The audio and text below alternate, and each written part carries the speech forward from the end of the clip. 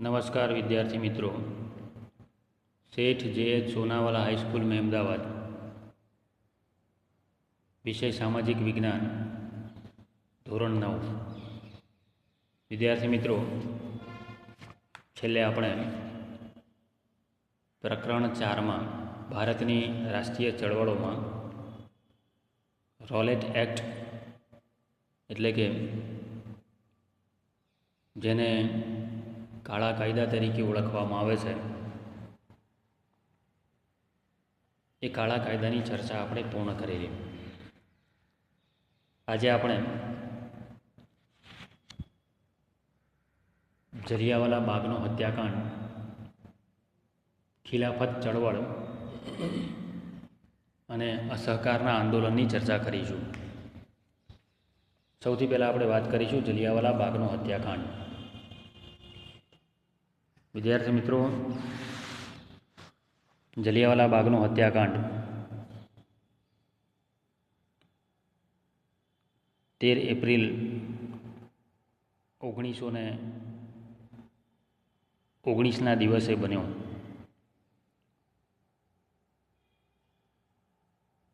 पंजाब में अमृतसर में लोकप्रिय नेताओं एवं डॉक्टर सत्यपाल अने डॉक्टर किचलूनी धरपकड़ करवामां आवी।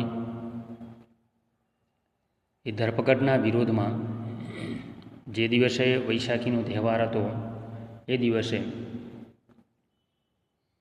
पंजाबना अमृतसर में आवेल जलियावाला बाग में विरोध करवा माटे एक सभानुं आयोजन करवामां आव्युं।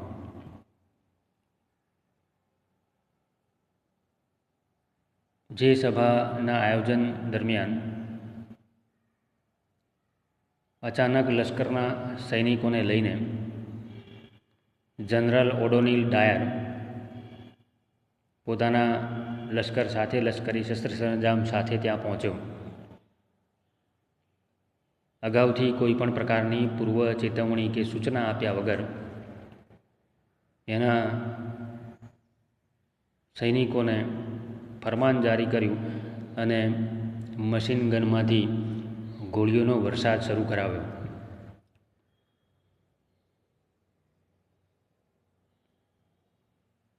आ समयगाळा दरमियान त्या उपस्थित लोकोने बचवाना खूब ओछा उपायों मळ्या, कारण के बागने चारे बाजुए ऊंची दीवालो हती, वच्चे अवावरू कूवो हतो अने बागनी बहार निकळवा माटे एकमात्र सांकड़ो मार्ग के सांकड़ो रस्तो हतो। परिणाम स्वरूपे संख्याबंध लोको, अनेक लोको आ गोळीबारनो भोग बन्या। सरकारी अहेवाल प्रमाणे 379 जेटला लोको मार्या गया, 1200 जेटला लोको घायल थया। ज्यारे कांग्रेसे निमेली तपास समिति अनुसार 1000 जेटला लोकोना मौत थयेला। ब्रिटिश सरकार वती तपास करनार हंटर कमिशने आ घटनानो आ हत्याकांड में जनरल डायरनो बचाव कर्यो अने एवं प्रदर्शित करवानुं काम कर्युं के जनरल डायर द्वारा अजाणता थई गयेली प्रामाणिक भूल छे। तो बीजी तरफ डायर ज्यारे भारत में इंग्लेंड पाछो फर्यो त्यारे एनु 2000 पाउंड अने तलवार आपीने सन्मान करवामां आवेलुं के जे हत्याकांडनो महत्वनो भाग हतो जनरल डायर एनु सन्मान थवाने कारणे हिंदनी प्रजाने जबरदस्त आघात लाग्यो। आ अमानवीय हत्याकांड पछी महात्मा गांधीजीना मनमा जे अंग्रेजों प्रत्ये थोड़ी घणी श्रद्धा हती ए पण डगमगी उठी। આ ઘટનાએ, આ હત્યાકાંડે આપણા દેશમાં રાષ્ટ્રીય એકતા સ્થાપિત કરવામાં ખૂબ મહત્ત્વનો ભાગ ભજવ્યો. જલિયાવાલા બાગના હત્યાકાંડે અસહકારના આંદોલનની ભૂમિકા તૈયાર કરવામાં ખૂબ મહત્ત્વની ભાગ ભજવ્યો. જલિયાવાલા બાગનો હત્યાકાંડ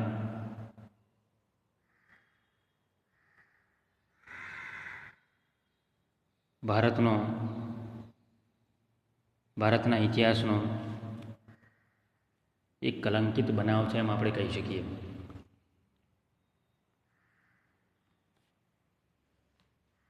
જલિયાવાલા બાગના હત્યાકાંડ પછી આપણે વાત કરીશું ખિલાફત આંદોલન કે ખિલાફત ચળવળની.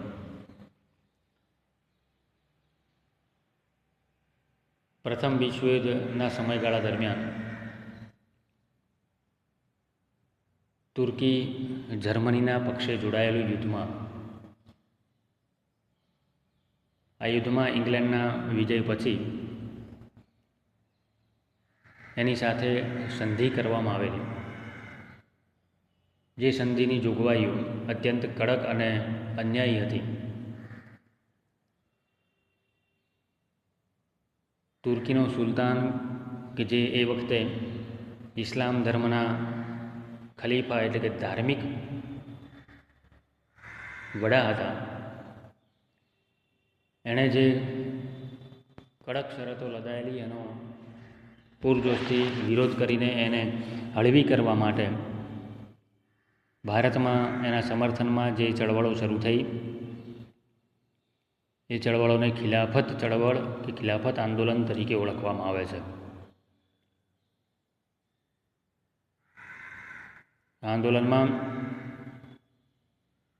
અલી ભાઈઓ, જેમાં મૌલાના શૌકત અલી અને મૌલાના મોહમ્મદ અલીએ ખૂબ મહત્ત્વનો ભાગ ભજવ્યો કે જે આંદોલનના મુખ્ય નેતાઓ તરીકે પ્રચલિત બનેલા. હિન્દુ મુસ્લિમ એકતાના ખ્યાલથી ગાંધીજીએ કોંગ્રેસને આ આંદોલનને ટેકો આપવાનો અનુરોધ કર્યો અને કોંગ્રેસના ટેકાથી આ આંદોલન સમગ્ર ભારતની અંદર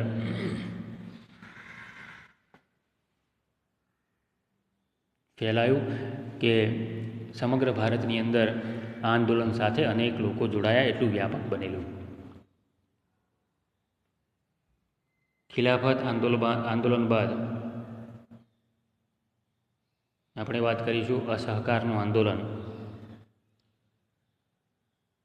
કે જે પરીક્ષા માટે ખૂબ ઉપયોગી મુદ્દો છે, વારંવાર જુદા જુદા સ્વરૂપે પૂછાઈ ચૂક્યો છે. અસહકારનું આંદોલન ઈસવીસન 1920થી 1922. અસહકારના આંદોલનને ડિસેમ્બર 1920માં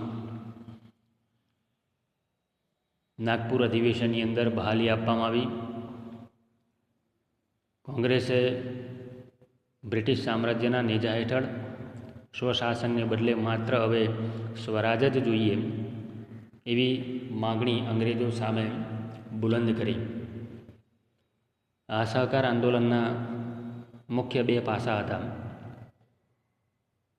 એક રચનાત્મક પાસું એટલે કે હકારાત્મક પાસું અને ખંડનાત્મક પાસું એટલે કે નકારાત્મક પાસું. એમાં રચનાત્મક પાસાની આપણે વાત કરીએ તો હકારાત્મક પાસામાં આંદોલન દરમિયાન હિન્દુ મુસ્લિમ એકતાને દ્રઢ બનાવવી, મજબૂત બનાવવી, સ્વદેશી ચીજવસ્તુઓ વાપરવાનો આગ્રહ રાખવો, વિદેશી માલનો બહિષ્કાર કરવો,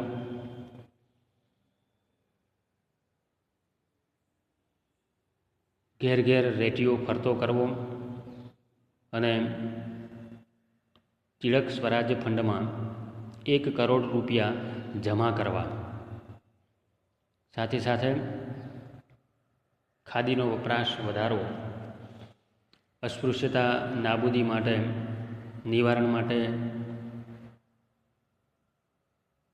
વિવિધ ઉપાયો કરવા, દારૂબંધી અને રાષ્ટ્રીય શિક્ષણનો પ્રચાર કરવો એવા કેટલાક હકારાત્મક પાસાનો આ અસહકાર આંદોલનમાં સમાવેશ કરવામાં આવેલો.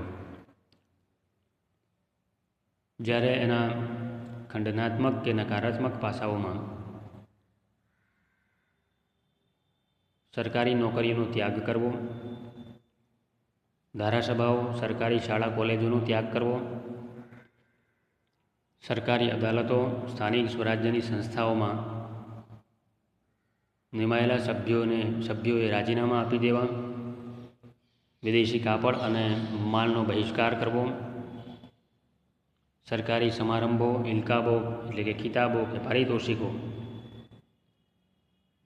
એનો ત્યાગ કરવો એવા વિવિધ પ્રકારના કાર્યક્રમોનો સમાવેશ ખંડનાત્મક પાસાની અંદર થયો. એટલે કે નકારાત્મક પાસામાં આવા કાર્યક્રમો આપવામાં આવે અંગ્રેજ સરકારનો વિરોધ કરવા માટે. વિદ્યાર્થી મિત્રો, આજે આપણે અહીંયા સુધી વાત કરીશું. હવે પછીના તાસમાં અસહકાર આંદોલનના વિવિધ કાર્યક્રમો, આંદોલનની મોકૂફી, એનું મહત્ત્વ, અસરો અને સ્વરાજ પક્ષની ચર્ચા હવે પછીના તાસમાં કરીશું. અસ્તુ. જય હિન્દ.